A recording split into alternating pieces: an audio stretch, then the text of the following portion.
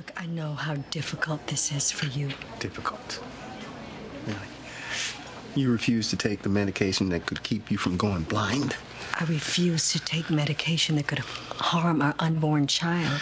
And you refuse to accept that. Angela, you are brave, you are strong, but you also have to be realistic. This sacrifice that you want to make here is just so huge. I don't see it that way. Because this infection, this disease may take my vision, but that's it. I will have a healthy baby. I will live my life. I can do this, Jesse. I want to help. Then trust me. Trust me to handle what's ahead, okay? Because my confidence is growing every day. But Jesse, if you keep looking over my shoulder all the time, it's gonna undermine that confidence. Now, I know that you are doing this out of love, sweetheart, but what I really need you to do is just... Hey, everything all right? Your father and I are just discussing my competence. Look, if I need help, Frankie is here. Jake is here. So you need to go and do what you need to do. Like reschedule that meeting with Mayor Blanco. Convince her to lift this ridiculous suspension so that you can go back to work. Go back to your routine. Like I'm doing. If you need anything... I will call. All right.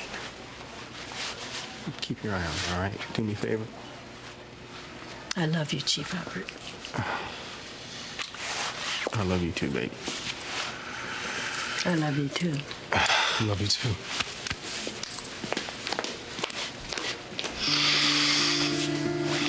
I'm serious. I need you to keep your eye on her. Look, you know Mom doesn't like to be watched, and I'm certainly not trying to get strangled by her stethoscope when she catches me doing it. Franklin, your mother is not doing enough to take care of herself right now. I need you to pick up the slack. All right, so what's going on with this looking into alternative treatments? Have you found anything? I helped Mom do some research. We discussed the options with Dr. Belden this morning. And? And they're not viable while she's pregnant.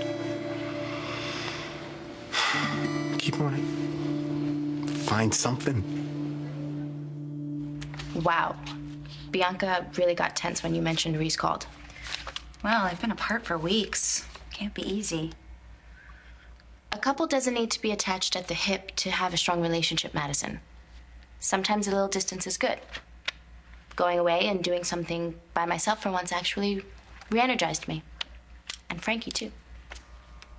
We're doing marketing events in San Francisco, Seattle, Vancouver. Whose schedule is this? Mine. After that first photo shoot for Fusion, they asked me to be the spokesmodel.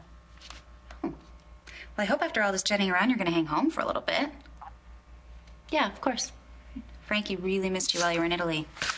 A lot more than he's letting on. Fusion, hello. Yes, she is. Hold on just a moment. It's Reese. Hi. I told you last night, I'm not ready. You really gonna lock your wife away?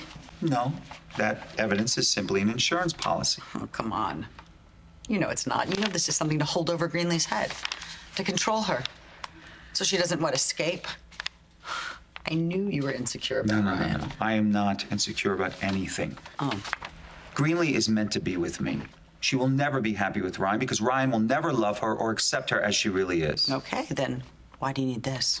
All right, are you supposed to be my lawyer or my marriage counselor? Actually, right now, I'm trying to be your friend. And why would you want to do that? Because, David, you and I could fit everybody in this town who actually likes us into a phone booth. And still have plenty of room for us. Okay, so as your lawyer, I'm obliged to keep quiet, but as your friend, as your buddy in the phone booth, my advice to you, just make sure that Greenlee never finds out that you'd actually use that to threaten her. She already knows.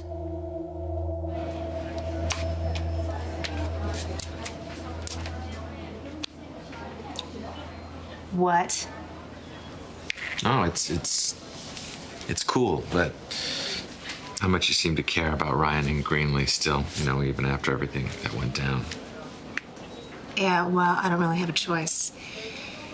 It's crazy. I mean, the three of us were like some whacked out arranged marriage.